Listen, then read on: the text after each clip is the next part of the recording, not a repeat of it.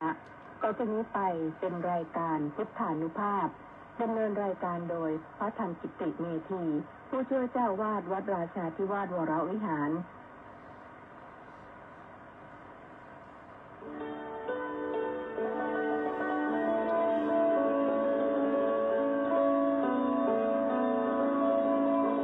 ได้เวลามาฟังพุทธานุภาพเพื่อรับทราบพุทธธรรมคำสั่งสอนเสริมมงคลให้ชีวิตก่อนหลับนอนแปลพักผ่อนสุขสบายกายใจเทิน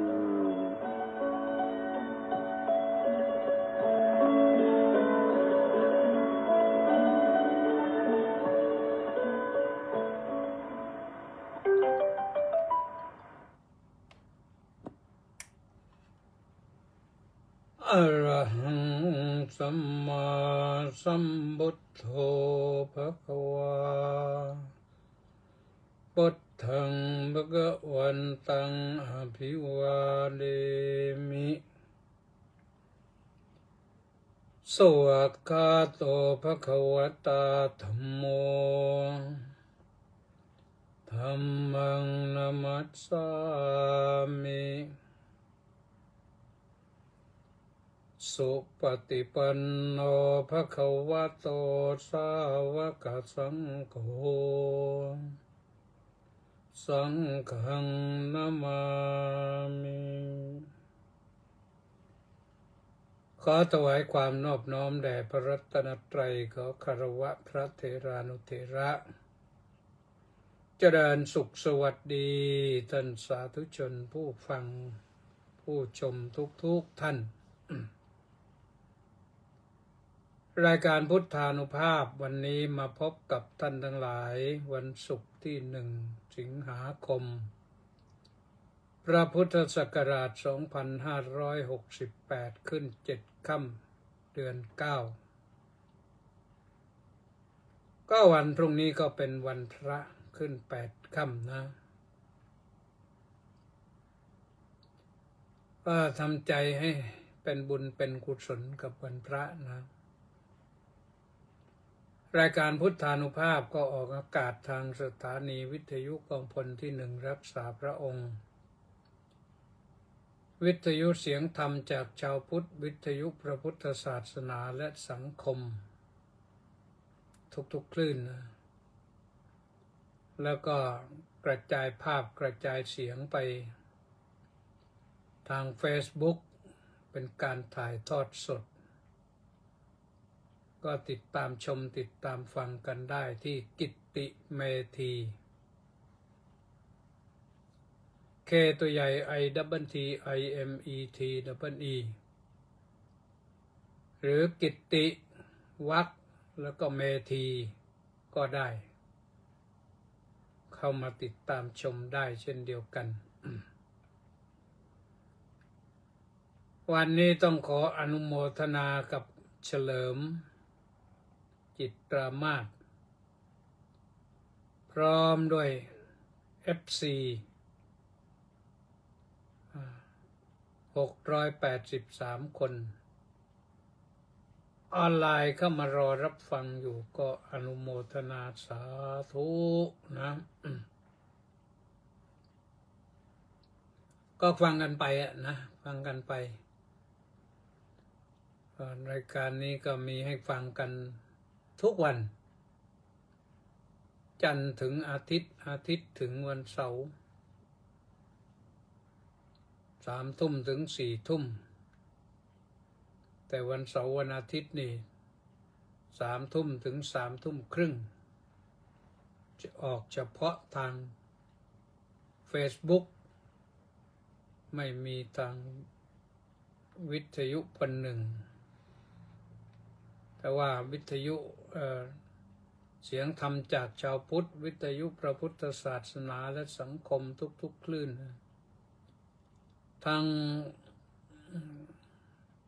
ที่วัดศรีทวีนครศรีธรรมราชวัดสามชุกจังหวัดสุพรรณบุรีวัดหนองกายจังหวัดเชียงใหม่ก็สามารถที่จะถ่ายทอดสดออกไปได้เพื่อญาติโยมจะได้ฟังกันได้ไม่ขาดสายนะวันนี้ก็คิดถึงวัดมะม่วงปลายแขนเหมือนกันนะไม่ได้ไปติดภาระเรื่องหนึ่งก็สุขภาพภาระหนึ่งก็คือเรื่องของงานที่มีอยู่และพรุ่งนี้เช้ามืดต้องออกจากวัดไปสอนนักศึกษาปริญญาโทคณะศาสนาและปรัชญาทั้ง3 สาขาเขาให้เข้ามาเรียนรวมกันทีเดียววันเสาร์ที่แล้วก็ไม่ได้สอนติดภารกิจอยู่เสาร์นี้เลยขาดไม่ได้ก็ต้องไปสอนไม่งั้นขาดมากกว่าสอนก็จะไม่ดีนะ ผู้ใหญ่ด้วยก็ลงทุนลงแรงมาก็ต้องขับรถขับรามาเสียเวลาเสียพลังงานค่าน้ำมันอะไรต่างๆเพราะฉะนั้นนะวันนี้ก็มาพบกันเสียถ้าไปนครก็คงกลับมาออกอากาศไม่ทันแล้วก็พรุ่งนี้ก็จะมาสอนไม่ทันเอาด้วยประการฉะนี้ท่านสาธุชนทั้งหลายเตรียมกายเตรียมใจนะเมื่อคืนนี้พูดถึงเรื่องสงครามรักษาดินแดนสงครามเศรษฐกิจสงครามของพระภิกษุก็มีสงครามกับสสคือสตรีและสตังค์เรื่องใหญ่อยู่เหมือนกันทำเอาวงการพระศาสนาเนี่ยสั่นสะเทือนไปเหมือนกันแต่ก็ไม่ต้องห่วงนะโยมถ้าอะไรที่มันไม่ดีโผล่ขึ้นมาในสิ่งที่ดีเนี่ยในที่สุดก็จะอยู่ไม่ได้หรอกมันก็ต้องแยกทางกันไปมีมาตลอดแหละแต่ละยุคแต่ละสมัยเนื่องจากว่าพระศาสนาเนี่ยสอนให้พระภิกษุนี่ห่างไกลอันตรายพระพุทธเจ้าสอนไว้แล้วอันตรายอย่างหนึ่งถ้าใกล้ชิดนักก็อันตรายคือสตรีแล้วก็อันตรายอย่างหนึ่งถ้าไปคลุกคลีมากนักก็อันตรายคือสตังค์สคือสตรีและสตังค์โยม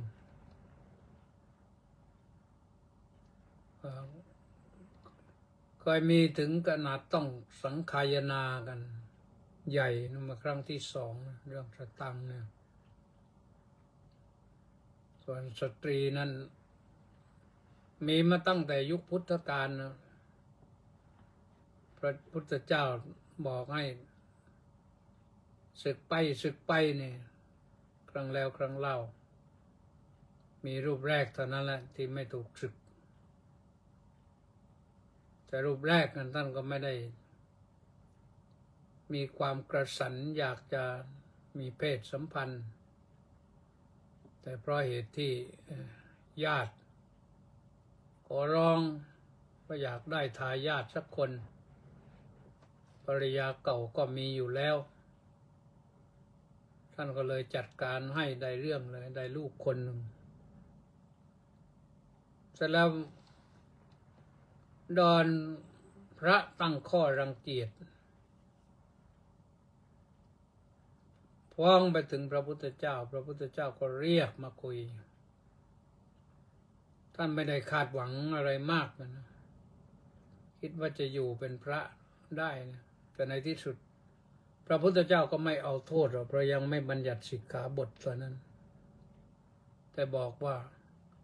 นี่เป็นครั้งแรกนะให้ผ่าน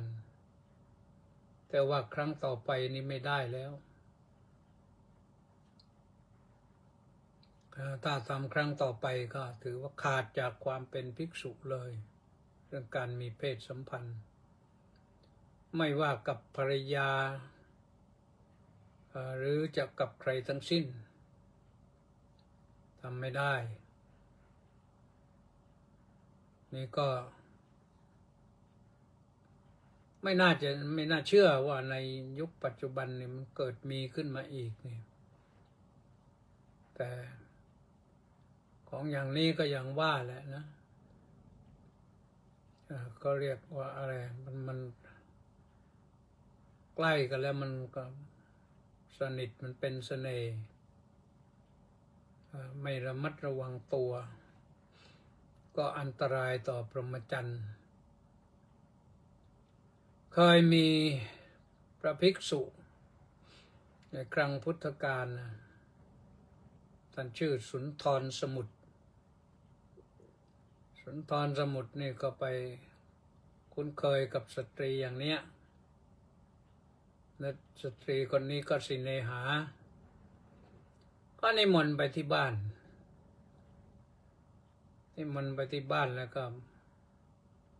ไปจัดให้นั่งฉันในห้องนอนท่านก็เกิดสติขึ้นมาชักจะไม่สวยไม่งามแล้วอย่างนี้แต่ก็ยังไม่ได้ลุกออกมาพอจะลุกออกมาเท่านั้นแหละเธอก็แสดงฤทธิ์ในที่สุดก็ท่านก็ใช้มีอภินิหารของท่านออกทางหน้าต่างรอดพ้นมาได้นั่นคือเรื่องในครั้งพุทธกาลส่วนพระที่ไม่เอาเช่นนั้นอาจจะไปร่วมประเวณีกับสตรีไปเลยก็อาจจะสึกไปเองเลยหรือกลับมาแจ้งแล้วสึกหรือมาเก็บงำอยู่เรื่องเช้าโชว์ขึ้นมาก็พระพุทธเจ้าสั่งให้สึกเลยคนที่พระที่ต้องอาบัติปาราชิกอย่างนี้แล้วนี่นะไม่ต้องกล่าวคำลาสิกขามันขาดไปตั้งนานแล้วขาดตั้งแต่ไปมีเพศสัมพันธ์แล้วขาดตั้งแต่ไปลักทรัพย์แล้วขาดตั้งแต่ไปเริ่มไปฆ่ามนุษย์ขาดตั้งแต่ตั้งใจอวดคุณวิเศษที่ไม่มีในตน4 ข้อนี้เนี่ยถ้าตั้งใจแล้วก็ทำลงไปก็เป็นอันว่าขาดบางทีอาจจะยังไม่สำเร็จก็ขาดได้นะอย่างการมีเพศสัมพันธ์เนี่ยนะแม้ยังไม่สำเร็จความใคร่ก็ถ้าทำลงไปแล้วก็ผิดขาดแล้วมันท่านให้คำนิยามไว้ถึงขนาดนั้นแต่บางครั้งบางทีเนี่ยเพราะขาดสตินี่แหละขาดสติแล้วพอเลี่ยงพล้ำพลาดไปแล้วก่อนมันก็ยังนึกเสียดายโน้นเสียดายนี่นึกถึงว่าบวชมาตั้งนานแล้วมาเป็นอย่างนี้ไม่น่าจะสึกนะจริงๆแล้วมันก็ ไม่มีคำว่าไม่น่าแล้วนะมันสึกได้เลยอันนั้นก็เป็นเรื่องหนึ่ง สงครามของภิกษุส่วนเรื่องสงครามกับสตังค์นี่ก็ทราบข่าวว่าสำนักพุทธก็จะเข้ามาช่วยและหลายหน่วยหลายองค์กรตำรวจก็จะเข้ามาช่วยจะร่างพระราชบัญญัติขึ้นใหม่หรือว่าจะใช้เป็นกฎมหาเถรสมาคมหรืออย่างไรเพื่อให้พระสงฆ์ปลอดอันตรายจากเงินจะทำอย่างไรอาตมาภาพเองนี่นั่งนึกวาดภาพว่าจะไปกันอย่างไรก็คงจะต้องจัดลำดับชั้นวัดนะวัดที่ร่ำรวยวัดที่พอมีเงินบริหารวัดหรือวัดที่พอจะเลี้ยงดูวัดได้แล้ววัดก็ที่เลี้ยงตัวเองไม่ได้อย่างนี้ซึ่งในประการสุดท้ายเนี่ยมันมีเยอะมากนะเหมือนประชาชนคนไทยนั่นแหละคนรวยจริงๆก็มีประมาณ 10%คนรวยขนาดกลางก็เพิ่มมาอีกสัก 20% เป็น 30%เรียกว่าชนชั้นกลางนอกนั้นก็เป็นชนชั้นพออยู่ได้ถัดไปก็เป็นชนชั้นกรรมกรหาเช้ากินค่ำบางทีหาเช้าก็ไม่ได้กินค่ำเพราะมันไม่พอคนเหล่านั้นแหละเทียบกันได้กับวัดที่ยากจนอยู่ทอดผ้าป่ากฐินก็ไม่ได้เท่าไรหรอกหาเงินแสนก็ยากนะทีนี้กฎที่ตามที่เขาตั้งไว้ตามห้ามวัดเก็บเงินแสนไว้ในวัดต้องฝากธนาคารเท่านั้นคือฝากนี่ต้องให้คนอื่นไปฝากด้วยเจ้าอาวาสเพียงแค่รับรู้รับทราบคนอื่นไปฝากแล้วไม่รู้ว่าเขาจะเห็นเงินแล้วตาลุกวาวหรือเปล่าถ้าอย่างนั้นนะเดี๋ยวไวยาวัจกรก็ทะเลาะกับเจ้าอาวาสพอทะเลาะกันก็ใส่ร้ายป้ายสีเจ้าอาวาสเจ้าอาวาสก็อยู่ไม่ได้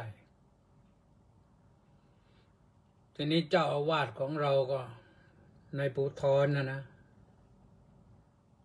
ไม่ค่อยจะมีความรู้เท่าไหร่โดยเฉพาะความรู้เรื่องเงินเรื่องบัญชีนี่ยากจะไปฝากเงินก็ฝากไม่ถูกจะไปถอนเงินก็ถอนไม่ถูกอันนั้นแหละจะยุ่งนะก็ค่อยๆดูกันต่อไปนะหวังว่าท่านคงจะเตรียมอย่างดีนะเพื่อจัดระเบียบให้บ้านเมืองให้ศาสนาบริสุทธิ์ผุดผ่องขึ้นนะ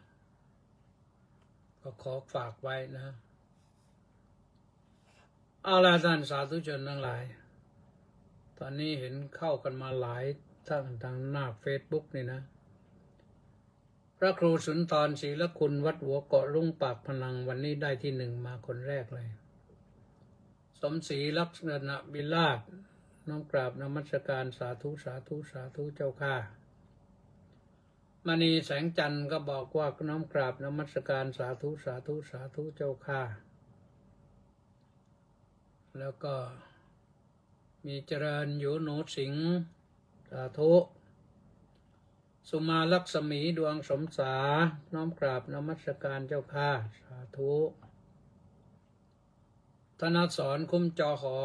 สาธุสาธุสาธุสาธุ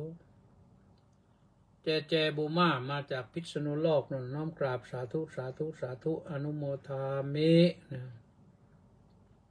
เจโส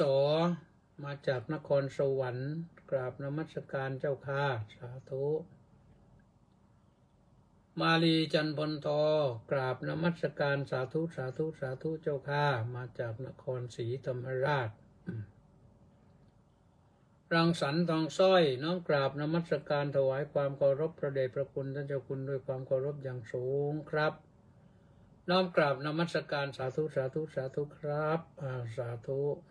นี่ก็ไม่แน่ใจว่ามาจากสุพรรณหรือชลบุรี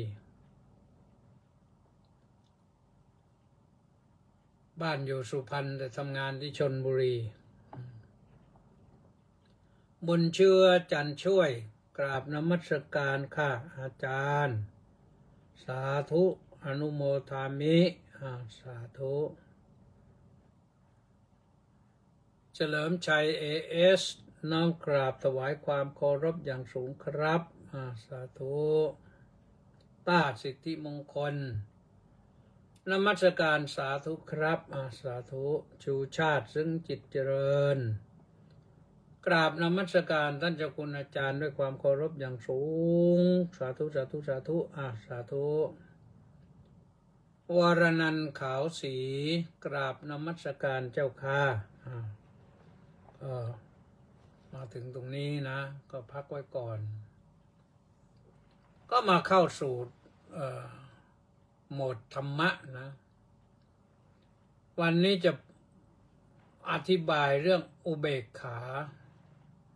บอกว่าอุเบกขาพาสุขนะถ้าใครอุเบกขาไม่ได้เนี่ยหาความสุขยากนะแต่ถ้าอุเบกขาได้มากๆก็จะมีความสุขได้นานๆถามว่าอุเบกขาคืออะไรอันนี้หมายถึงถามถึงว่าความหมายแล้วก็ต้องไปดูที่ศัพท์ว่าอุเบกขานั้นมาจากสองคำนะคำที่เรียกว่า prefix หรืออุปสรรคอุปะและศัพท์ธาตุอิกขะอุปะกับอิกขะมาต่อกันเอาอิเป็นเอเป็นอุเบกขาเรามาใช้เป็นภาษาไทยว่าอุเบกขาตัดหางปลาทิ้งไปเหลือเป็นบอใบไม้เป็นอุเบกขาทีนี้อุเบกขาเนี่ยแปลว่าปล่อยวางแปลว่าไม่ยึดมั่นแปลว่าไม่ถือมั่นแปลว่าเห็นและเข้าใจชัดในเรื่องของอนิจจังทุกขังอนัตตาตัวนี้เอาเรื่องแล้วทีนี้ปล่อยวางยังไงล่ะคำว่าปล่อยวางก็คือปล่อยมันไม่ถือไว้ไม่ยึดไม่ถือถ้าเราถือไว้มันหนักจะถือไว้จะทูลจะเทินไว้หรือจะแบกไว้นี่มันหนักพอหนักเราก็ต้องปล่อยต้องวางนั่นคือสิ่งของแต่ไอ้ปัญหาต่างๆเนี่ยที่มันเกิดขึ้นเนี่ยเราไม่ปล่อยวางนี่จะปล่อยวางไม่ได้เนี่ยก็จะลำบากนะมันหนักนี่อย่างเกิดกรณีรบรากันที่แถว อีสานใต้นี่อุบลราชธานีศรีสะเกษสุรินทร์บุรีรัมย์นี่หลายท่านหลายคนต้องอพยพหลบลี้หนีภัยกระสุนปืนใหญ่บ้างปืนเล็กบ้างต้องไปอยู่ในสถานที่ที่ปลอดภัยทางราชการก็จัดให้อย่างด่วนก็ไปอยู่ในที่ปลอดภัยได้ การไปอย่างนั้นก็ต้องปล่อยวางบ้านปล่อยวางทรัพย์สินที่อยู่ในบ้านหรือแม้บางบ้านก็ญาติถูกกระสุนเสียชีวิตก็ไม่รู้จะทำอย่างไรได้ก็ต้องปล่อยวางถ้าไม่ปล่อยวางมันหนักเราเป็นทุกข์เราเศร้านะเศร้ามากก็ไม่ดีต้องปล่อยต้องวางบ้างอันนั้นว่าโดยเรื่องของปัญหาตรงนั้นนะแต่ปัญหาอื่นๆทุกอย่างแหละที่มันมาให้เกิดความหนักอกหนักใจจนเกิดความเคร่งเครียดเกิดความซึมเศร้าต้องปล่อยต้องวางนะทุกอย่างนะเราต้องปล่อยต้องวางถ้ามันหนักเกินไปแล้วเราต้องปล่อยต้องวางเหมือนกับเราแบกเหล็กแบกหินนั่นแหละว่ามันหนักเกินไปก็ต้องปล่อยต้องวางไม่งั้นร่างกายเราจะทรุดเข่าอ่อนหินทับร่างเราก็ได้เพราะเข่าอ่อนนี่แบกไม่ไหวเนี่ยก็เป็นได้ปัญหาทุกคนนะมีปัญหานะแต่ว่าปัญหาจะเหมือนกันหรือไม่เหมือนกันหลายคนนั้นเขามีปัญหาแต่เขาแก้ปัญหาได้เพราะได้ปล่อยวางเขารู้จักปล่อยรู้จักวางนะรู้ว่ามันเป็นปัญหาเข้าใจว่ามันเป็นปัญหาแล้วก็ไม่ยึดไม่ถือไว้ปล่อยไปวางไปความปล่อยวางเนี่ยมันทำให้สบายขึ้นเบาขึ้นไม่ใช่กายอย่างเดียวใจก็เบาขึ้นลองนึกภาพดูโยมว่าเราสูญเสียอะไรไปที่ต้องคิดถึงตลอดถ้าเราหาเวลาปล่อยวางเสียบ้างนะเราก็จะสดชื่นขึ้นกระชุ่มกระชวยขึ้นปล่อยวางได้เพราะไม่ยึดมั่นไม่ถือมั่นไอ้ความยึดมั่นเนี่ยแหละคิดว่ามันต้องเป็นอย่างนั้นต้องเป็นอย่างนี้ตามที่เราคิดมันต้องเป็นของเรามันต้องเป็นของคนอื่นไปไม่ได้เราต้องเป็นของเราร่างกายของเราญาติของเราทรัพย์สินของเราบ้านเรือนของเราใช่มันใช่แต่ว่าเวลาสูญเสียเนี่ยเราบังคับไว้ไม่ได้เราไม่สามารถบังคับบัญชาไว้ได้เพราะทุกอย่างมันเป็นไปตามสภาพของอนิจจังความไม่เที่ยงเมื่อคืนก็พูดถึงเรื่องความสุขแล้วเราจะสุขอย่างไรก็ในที่สุดความสุขมันก็แปรปรวนเปลี่ยนแปลงไปเพราะมันไม่เที่ยงทีนี้ถ้าเราไปยึดมั่นถือมั่นว่าความสุขนี้เป็นของเราอยู่เนี่ยความสุขนั้นเลือนหายไปเราก็ทุกข์สิทีนี้เพราะฉะนั้นทำไมให้ทุกข์ก็อย่าไปยึดมั่นถือมั่นความยึดมั่นถือมั่นนั้นพระบรมศาสดาจารย์ของเราตรัสเรียกว่าเป็นอุป ปาทานอุปาทานอุปะก็เข้าไปยึด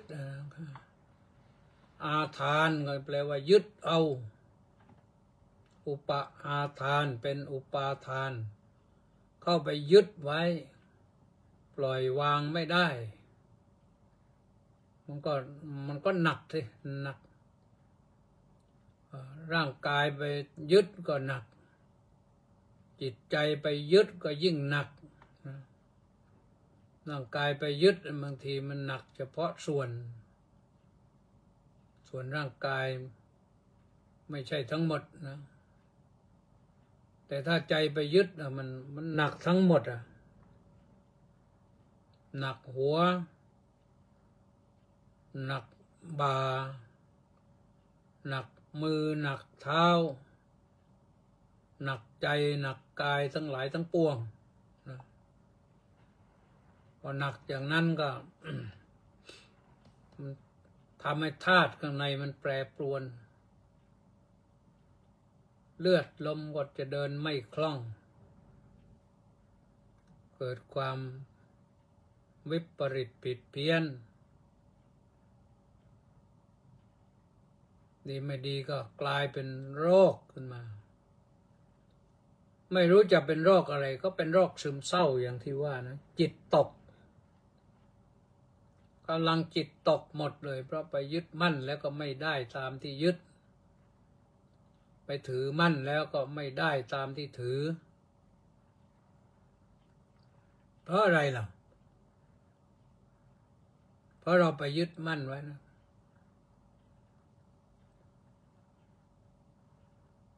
ถ้าไม่ยึดมั่นไม่ถือมั่นนะก็เป็นอุเบกขาจะไม่ยึดมั่นไม่ถือมั่นได้ก็เห็นและเข้าใจชัดสังขารธรรมสังขารธรรมก็ทั้งที่เป็นรูปธรรมทั้งที่เป็นนามธรรมเห็นตามเป็นจริงว่ามันเป็นอย่างนี้แหละมันไม่เป็นอย่างอื่นหรอกถึงเราจะเสียดายไม่เสียดายเราจะตามอะไรหรือไม่ตามอะไรมันก็เป็นอย่างนั้นของมันล่ะ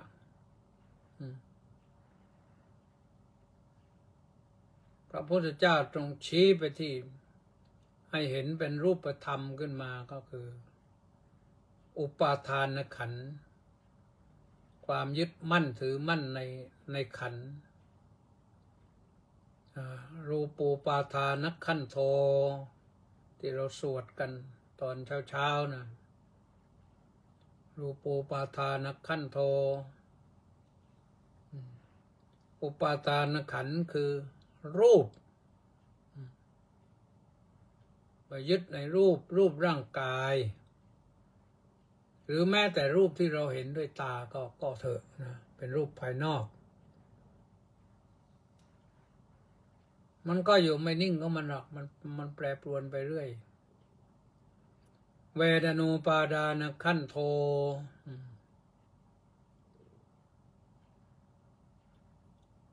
อุปาทานขันธ์คือเวทนา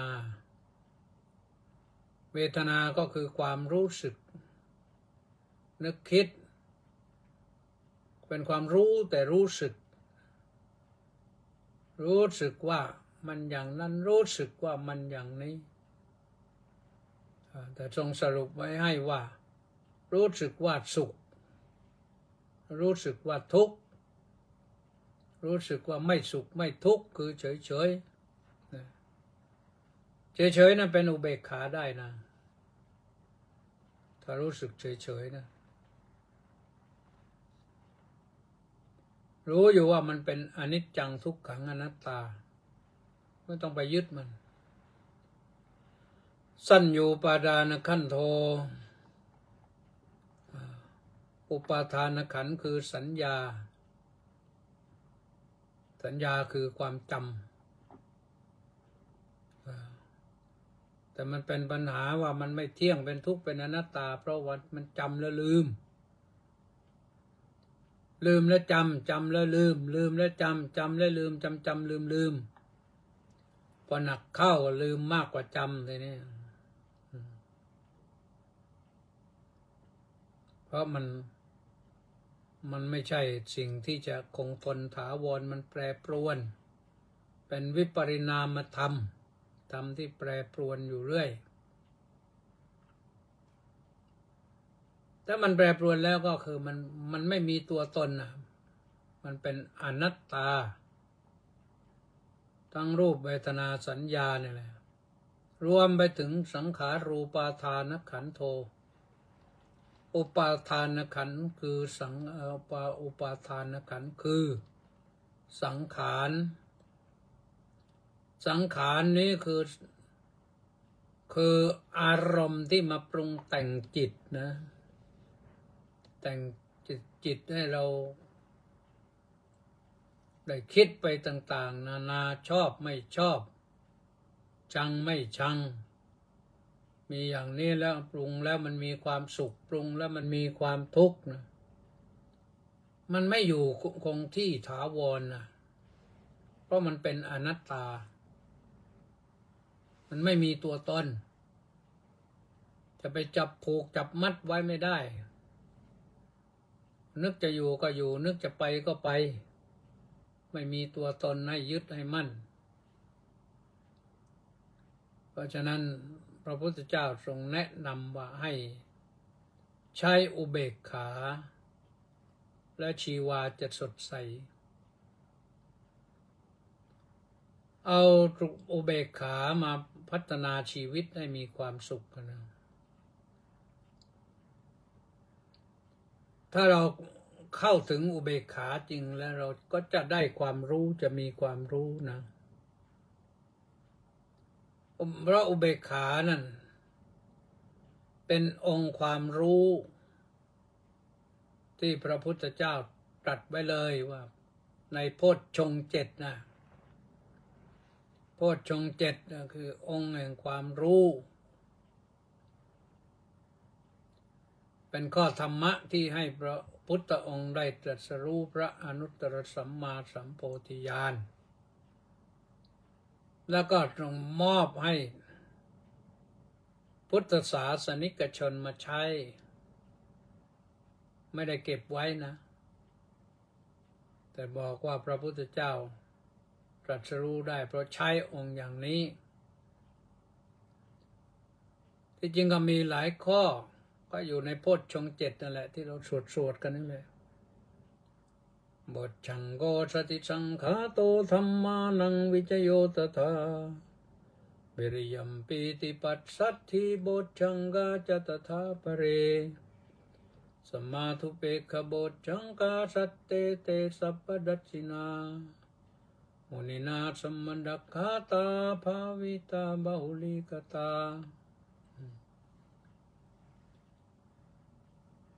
องค์แห่งความรู้คือสติเรื่อง2ธรรมวิจัย3วิริยะ4ปีติ5ปัสสัทธิ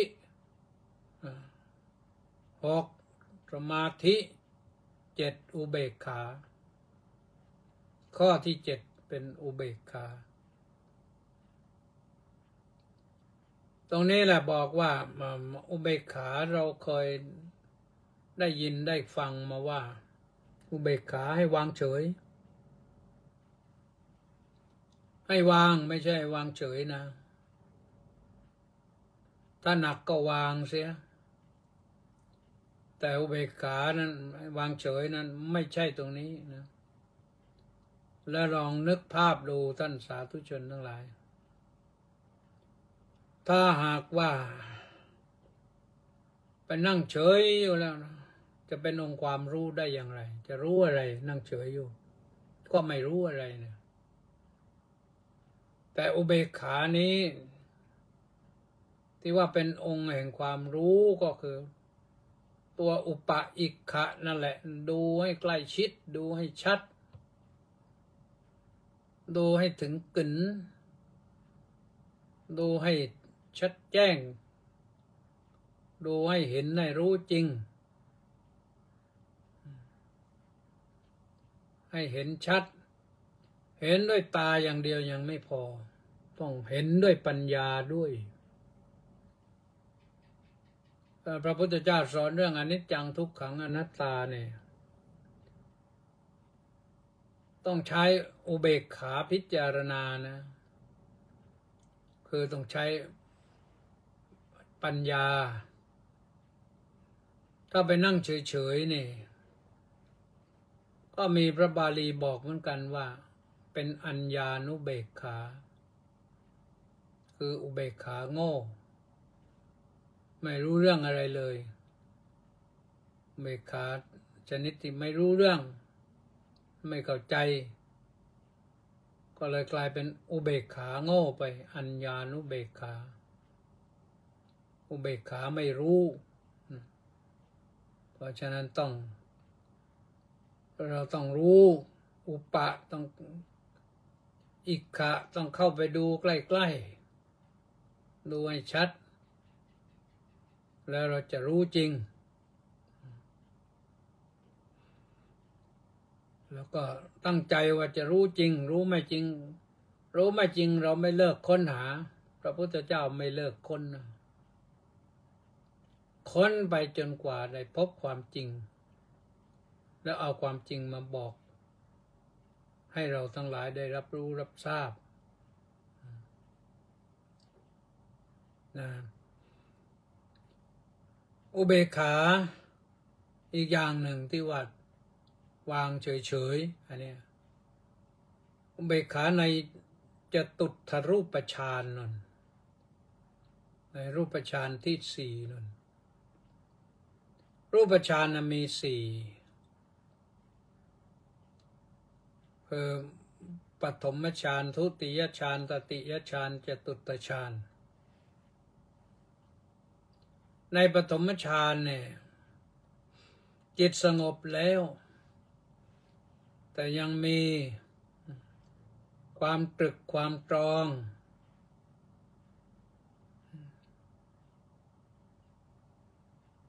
ยังมีความคิดอยู่จิตไม่ฟุ้งซ่านไปอื่นตรึกตรองอยู่ในสิ่งนี้เป็นวิตกวิจารเรียกว่าวิตกวิจารแล้วก็มีปีติแล้วก็มีความสุขจิตเป็นหนึ่งอยู่ตรงเนี้ยไม่แตกไปอื่นแล้วอยู่ที่นี่อยู่ที่สมาธิตรงนี้แต่ก็ยังไม่ใช่สงบนิ่งทีเดียวนะยังมีก็คิดอยู่ตรงนี้นะถ้าไปถึงฌานที่สองทุติยฌานก็ความตรึกความตรองวิตกวิจารก็หมดไปเหลืออยู่แต่ปีติสุขเอกัคคตามีปีติสับซ่านอยู่ปลื้มใจอยู่แล้วก็มีความสุขจิตเป็นหนึ่งถึงความเป็นหนึ่งอยู่ตรงนี้ยกระดับความสุขให้สูงขึ้นพอไปถึงฌานที่สามยกความสุขให้สูงขึ้นไปอีกเหลือองค์ฌานที่ยังปรากฏอยู่ก็คือสุขกับเอกัคคตามีความสุขมากๆแล้วก็จิตเป็นหนึ่งถึงความเป็นหนึ่งนี่ถึงอย่างนี้ท่านอธิบายว่าเป็นอุปจารสมาธิสมาธิยังไม่แนบแน่นเป็นอุปจารอยู่อุปจารบ้านก็เหมือนอุปจารเรือนชายคานะยังไม่ได้เข้าในบ้านเข้าในบ้านคือเข้าสมาธิจริงๆต้องเป็นจตุตถฌานความสุขหายไป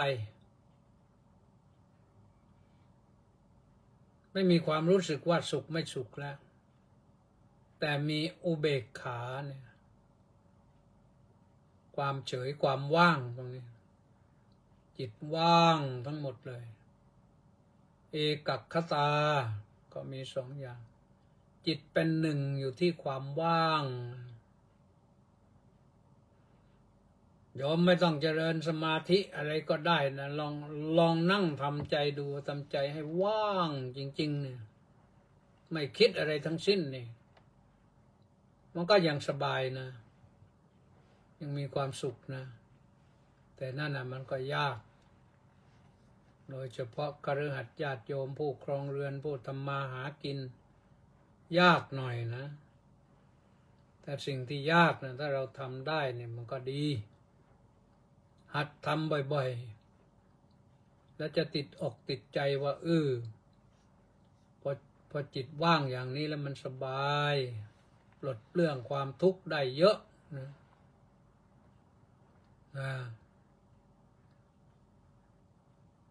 นั่นคือตัวอุเบกขา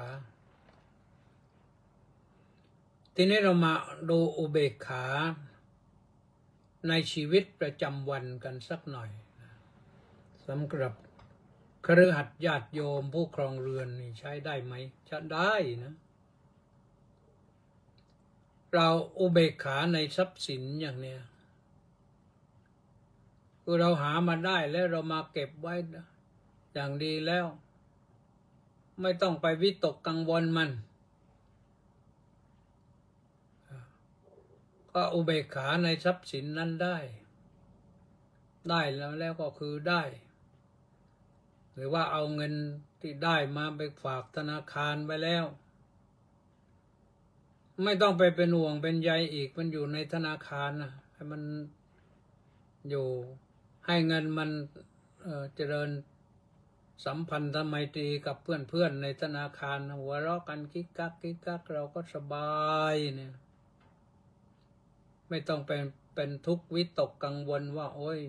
เงินมันจะวิ่งหนีออกจากธนาคารหรือเปล่าใครจะมาปล้นเอาใช่หรือเปล่าเขาก็รับผิดชอบนะบางครั้งบางทีเราก็วิตกกังวลไม่มีทรัพย์ก็วิตกกังวลว่าจะอยู่อย่างไรพอมีทรัพย์ก็วิตกกังวลอีกว่าจะเก็บไว้อย่างไรให้มันปลอดภัยให้อยู่อย่างไรให้มันอยู่มั่นคงทรัพย์นั้นเราหามาเพื่อใช้สอยมันก็หมดได้ต้องเติมเพราะทุกอย่างมันเป็นอนิจจังทุกขังอนัตตาอยู่ที่หนักหนาในคนก็คือเรื่องของการต้องในคนนี่นะโดยเฉพาะในคนที่เรารักเนี่ยวางอุเบกขาไม่ค่อยได้สามีไปทำงานไกลๆก็อุเบกขาไม่ไหวปัญญาไปทำงานไกลๆก็อุเบกขาไม่ไหวต้องตามไปดูนะพ่อแม่ล่ะตามไปดูบ้างหรือเปล่าต้องไว้เนื้อเชื่อใจกันวางใจกันนะถามข่าวอะไรบ้างก็ดีนะจะได้รู้ว่าอยู่สบายดีหรือเปล่าอะไรทำนองนั้นนะในเหตุการณ์ในสถานการณ์ในโลกเดี๋ยวนี้มันโลกปั่นป่วนมีทั้งภัยธรรมชาติ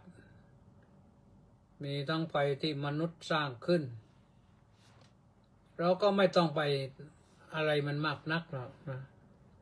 เพียงแต่ว่าตั้งตนอยู่ในความไม่ประมาทไม่ต้องไปเป็นห่วงวิตกกังวลให้มันมากจนกระทั่งว่านอนไม่หลับติดตามข่าวอะไรต่างๆว่ามันเป็นอย่างไรถ้าเราสามารถที่จะระมัดระวังตัวได้ก็ใช้อุบายระมัดระวังตัวก็จะปลอดภัยได้นะอย่างนี้แหละชีวิตก็จะอยู่สบายมีอุเบกขาพาให้ชีวิตมีความสุขได้วางได้ก็สบายแท้แหล่นั่นก็เป็นเรื่องของอุเบกขานะเ เวลาใกล้จะหมดแล้วก็ไปอ่านต่อว่าใครเข้ามาทีหลังบ้างนะ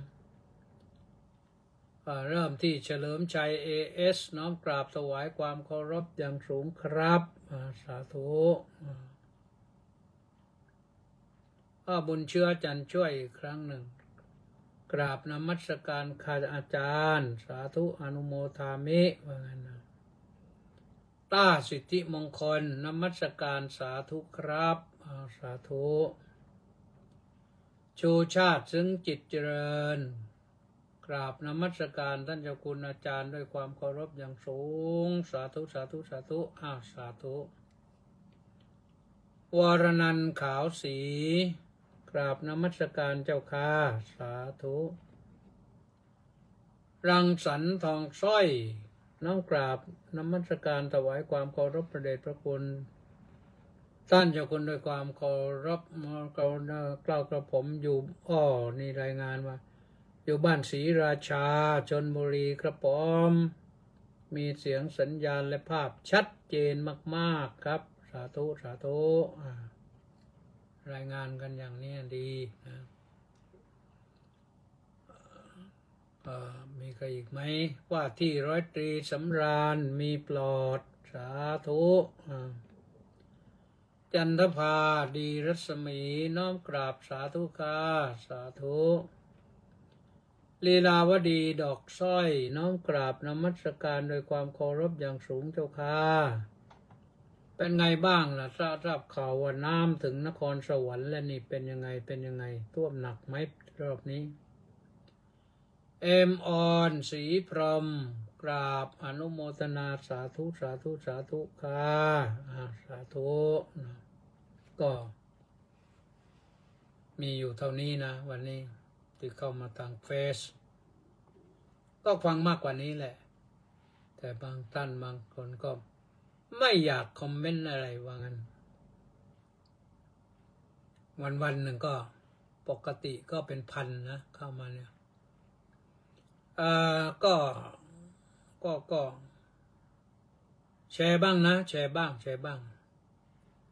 ชร์ไปดีแบ่งบุญแบ่งกุศลกันทำแบ่งบุญกันให้ได้บุญด้วยการให้ธรรมะเป็นทานให้ธรรมะเป็นทานชนะการให้ทั้งปวงเราก็ปรารถนาดีต่อเพื่อนก็แบ่งธรรมะให้เพื่อนก็เป็นเรื่องที่ผู้มีน้ำใจมีอัธยาศัยกว้างขวางก็ต้องว่ากันอย่างนั้นแหละแชร์แล้วก็ถ้าจะร่วมบุญร่วมกุศลก็ได้นะโอนปัจจัยเข้ามาร่วมรายการที่ธนาคารกรุงไทยเลขที่บัญชี070-026-0870 070-026-0870แล้วเราก็จะได้ร่วมกันให้ธรรมะเป็นทานดร.โสพลบัวจันทร์เพิ่งมาสาธุสาธุสาธุสาธุเป็นไงบ้างล่ะเพชรบูรณ์ไปอยู่น่านนได้ข่าวไปอยู่น่านนไปทำอะไรอยู่เมืองน่านไม่รู้นะก็ให้สงสัยเสียแล้วนะก็ดีนะคนปักใต้ไปอยู่เหนือก็ได้เปลี่ยนอากาศบ้างหมดเวลาขอความสุขความสวัสดีความเจริญในธรรมของพระสัมมาสัมพุทธเจ้าจงมีแด่ทุกท่านพรุ่งนี้พบกันใหม่สวัสดี